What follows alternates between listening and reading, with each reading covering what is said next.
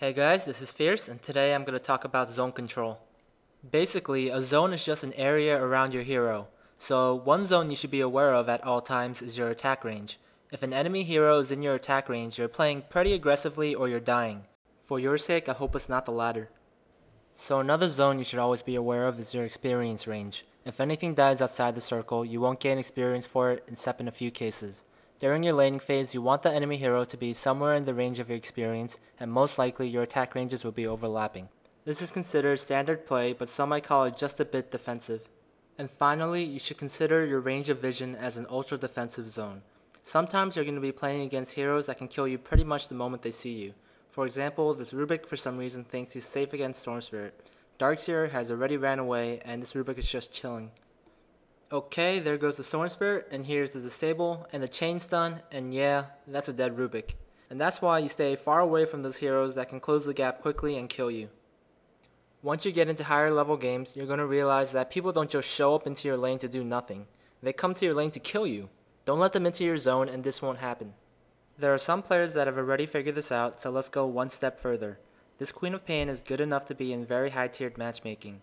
He owns me in last hits in the first two creep waves, but let's see how good he really is. I start some aggression to see how he reacts. He lets me attack him 3 times and he didn't attack me once. This response is completely incorrect. Never let someone harass you for free.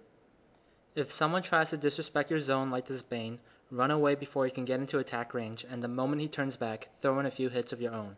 So let's see how this is done correctly. So Huskar runs up to Puck to harass. Puck pulls back in time.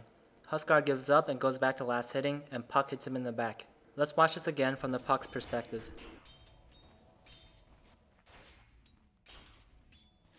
And then sometimes you'll find yourself in situations like this where both players try to get into the other player's zone to try and get free hits.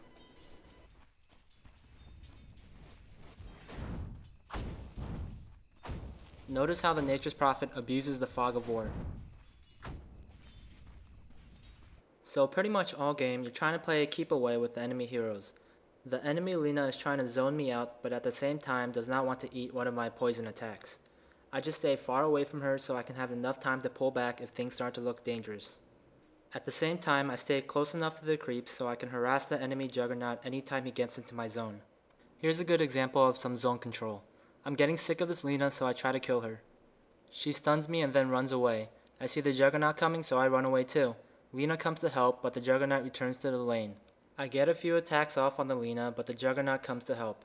I run away again as I can't afford to have Juggernaut in my zone.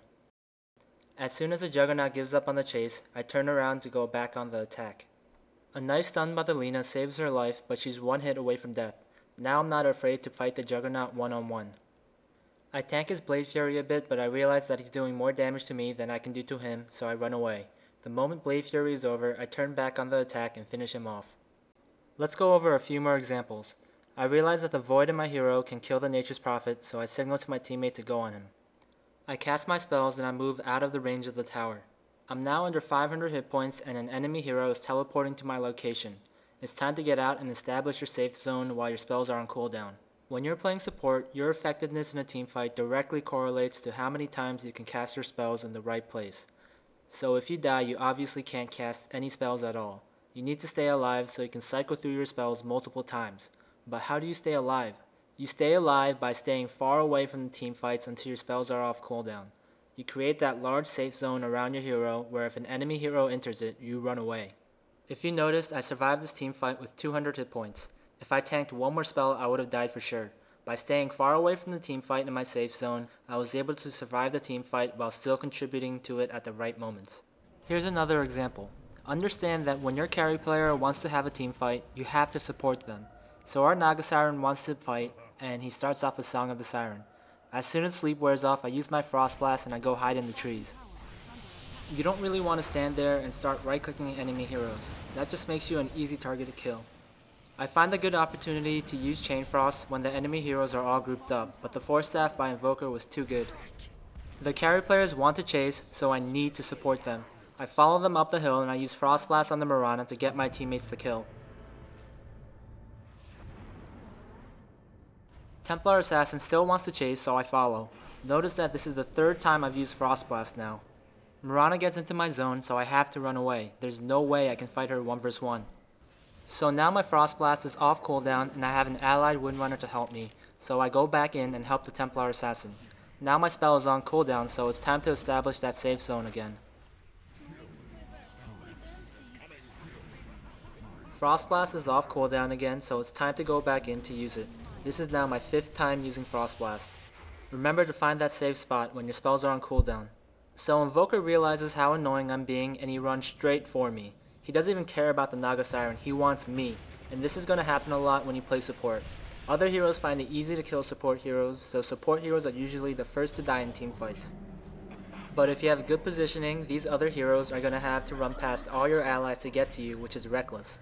And as we can see, I have an allied Enigma to save me, and together we kill the Invoker. We attempt to kill the Keeper of the Light, but the enemy Invoker buys back to join the fight again. I've now used Frost Blast 7 times, and I was able to do this by staying far away from danger. My teammates finally call for a retreat, and we all run to safety.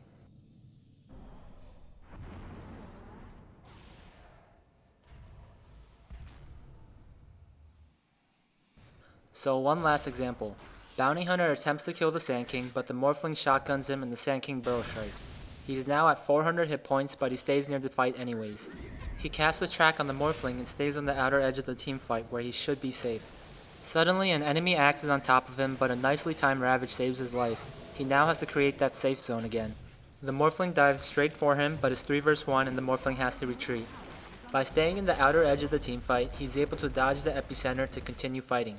He's now waiting for the right moment to come out of Shadow Walk.